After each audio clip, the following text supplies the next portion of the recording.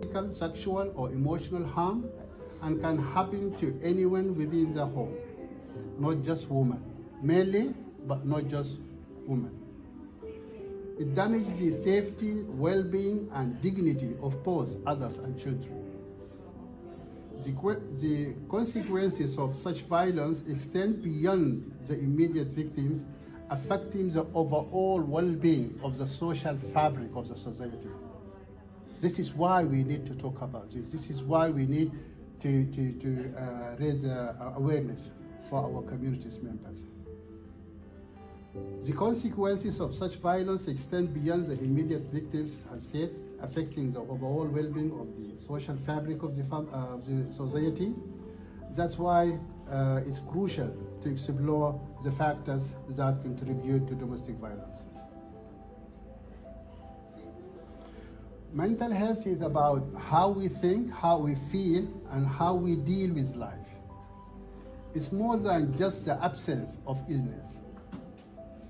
It includes our ability to handle stress, connect with others, and adapt to life's changes. It can improve or worsen depending on our experiences in life and the support system available for us when needed. Good mental health helps individuals function well in society, maintain relationships, and live a meaningful life. What do you think, what are the differences between migration, emigration, and immigration? Emigration, EM, immigration, IMM. What are the differences, if you have an idea?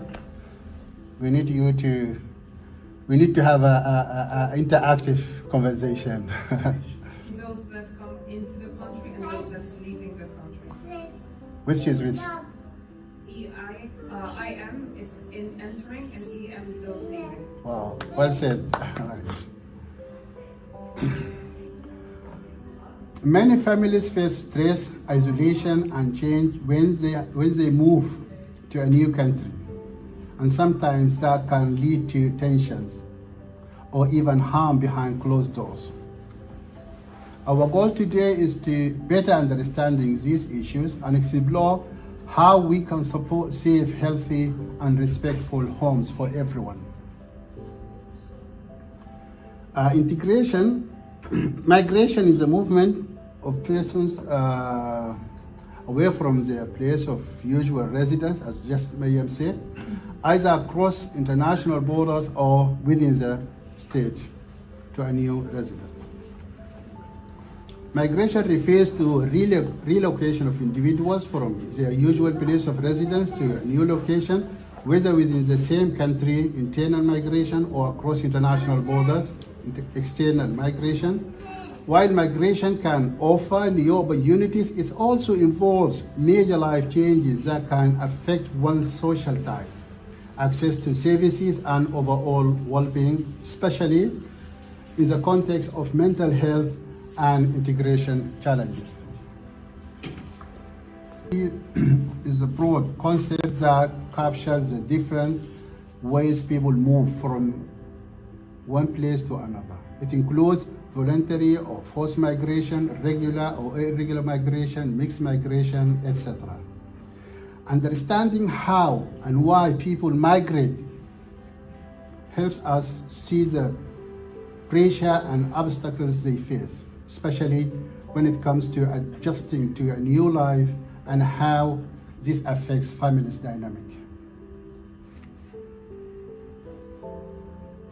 Forced migration, according to the International Organization for Migration, IOM, forced migration refers to movements made under coercion due to conflict, persecution, natural disaster, or other life-threatening situations. It primarily includes IDPs, internally displaced persons, asylum seekers, and refugees.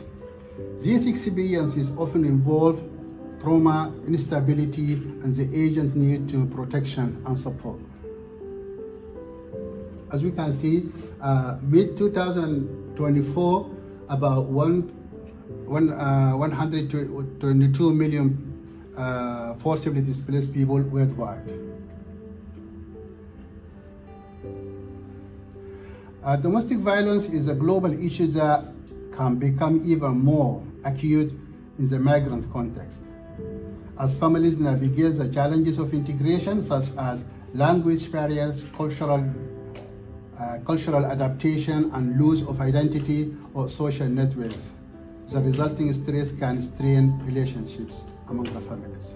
Then the host country's language, which is essential for communication and employment, civic rights and participation, cultural and social inclusion, which means mutual adaptation between migrants and the host society, respect for cultural diversity, and fostering a sense of belonging.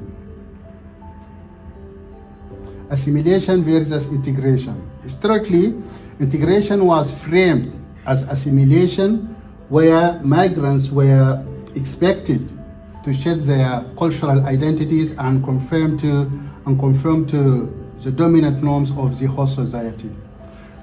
This one-side expectation often led to exclusion, identity loss, and resistance. However, modern understanding emphasizes integration as a two-way process. It recognizes that both migrants and host society share responsibility. Migrants strive to adapt and participate, while host society must embrace diversity.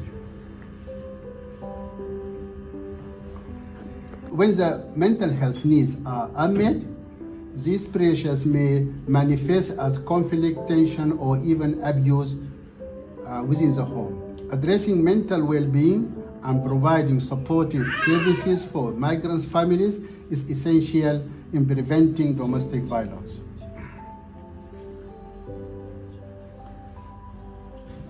Integration of immigrants, as Mariam said, immigrants, people arriving into destination country. The integration of immigrants is a complex and ongoing process that goes beyond legal status or employment. It involves enabling newcomers to actively engage in the social, cultural, economic, and political spheres of the host country. True integration requires mutual adaptation. While immigrants learn and adjust to the host society, the society itself must become more inclusive and supportive. It includes employment, that means having access to fair job opportunities, recognition of qualifications, and workplace inclusion.